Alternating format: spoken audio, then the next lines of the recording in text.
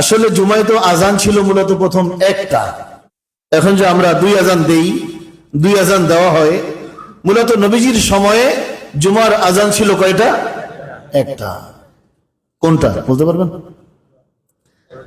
একটা হলো যেটা আগে দেয়, আরেকটা হলো যেটা খুতবার সময় দেয়। তো ওই হিসাবে একটা হলো প্রথম আজান, একটা হলো দ্বিতীয় আজান। নবীজির সময়ে এই দ্বিতীয় যে আজানটা, ছোট আজান বা ইমাম সাহেবের সামনে মসজিদের ভিতরে যে আজানটা দেওয়া হয়, এটাই ছিল একমাত্র আজান। তাহলে প্রথমটা আসলো কোত্থেকে? যাক, কথাটা ক্লিয়ার না করলে আবার অনেকের মধ্যে প্রশ্ন থাকবে এবং এ নিয়ে জল্পনা কল্পনা শেষ থাকবে না আবার, যে কি শুনলাম আজকে, যা জীবনে কোনোদিন শুনি নাই। এজন্য ইলমে দ্বীন শিক্ষা করা ফরজ। ফরজ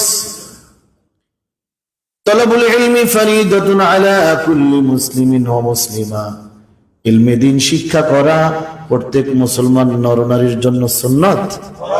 বলেন কি? ফরজ।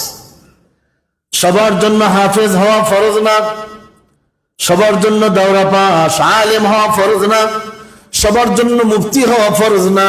কিন্তু যেই বিষয়গুলো জরুরি, দৈনন্দিন জীবনে দরকার, সেগুলি জানা প্রত্যেকের জন্য ফরজ। নামাজ পড়বেন, নামাজের মধ্যে কয়টা ফরজ এটা জানা ফরজ। ওযু কিভাবে করবেন সেটা জানা ফরজ, কারণ ওযু ছাড়া নামাজ হবে না।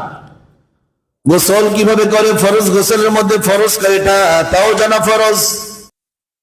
হয়তোবা দাদা হয়ে গেছে, নানা হয়ে গেছে, এখনো গোসলের ফরজ সে জানে না।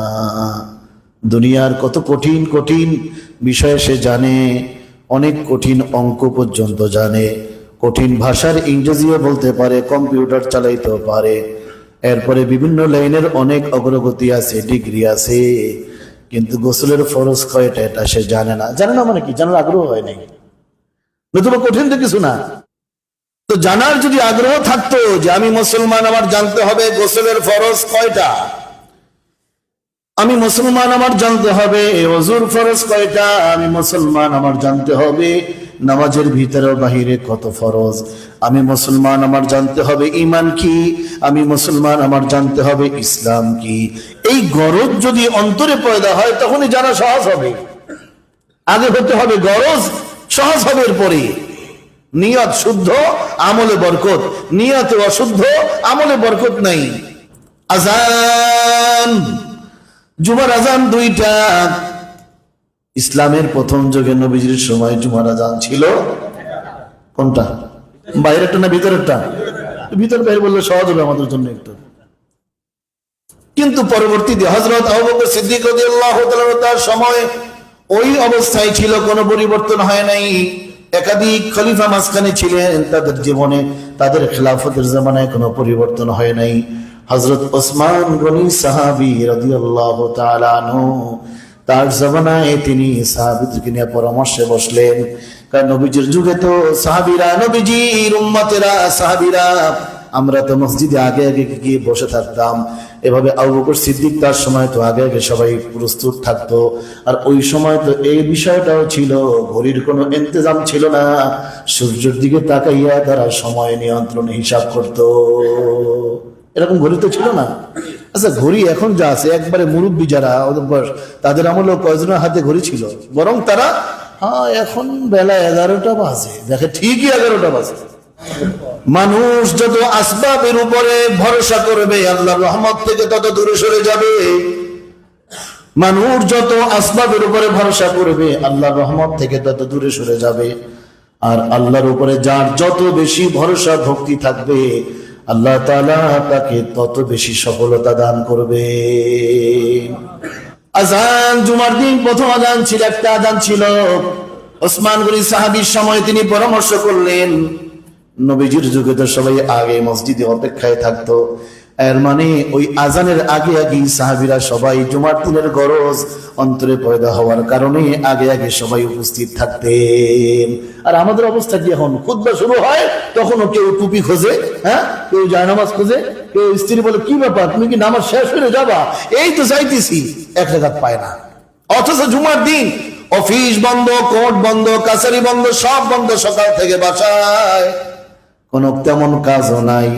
আর শয়তান একটা কাজ দিয়ে রাখছে, সেটা হলো এখন টেলিভিশন নেই, এখন টেলিভিশনও চলে তো না, এখন টেলিভিশনও নাই, এখন পকেটে পকেটে টেলিভিশন। কে কষ্ট করে ওটা দেখে?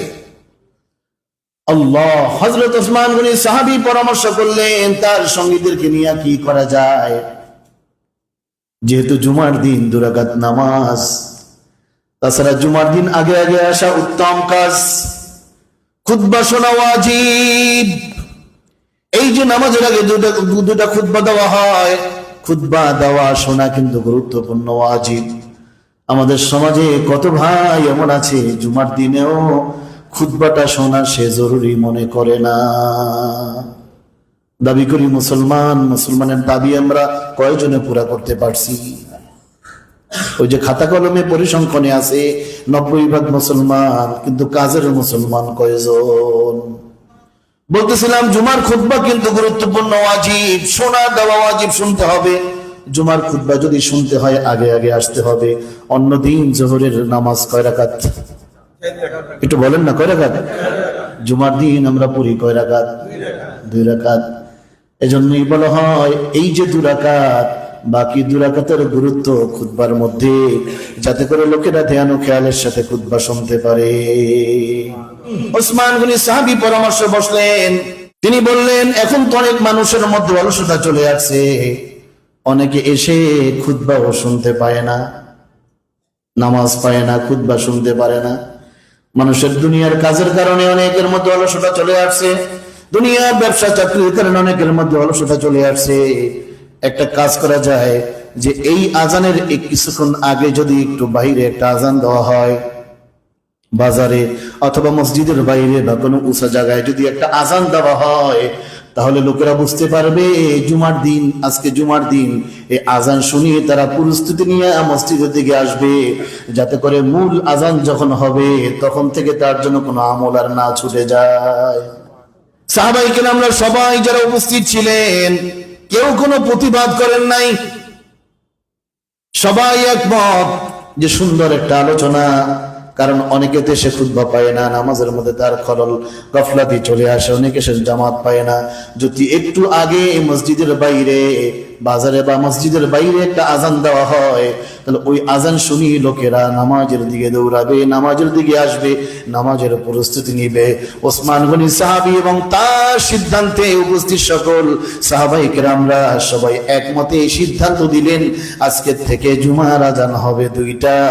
ওই থেকে নিয়ে মদিনার মসজিদে, মক্কার মসজিদে, ওই থেকে নিয়ে আজ পর্যন্ত তামাম পৃথিবীতে জুমার দিন আজান চালু আছে কয়টা?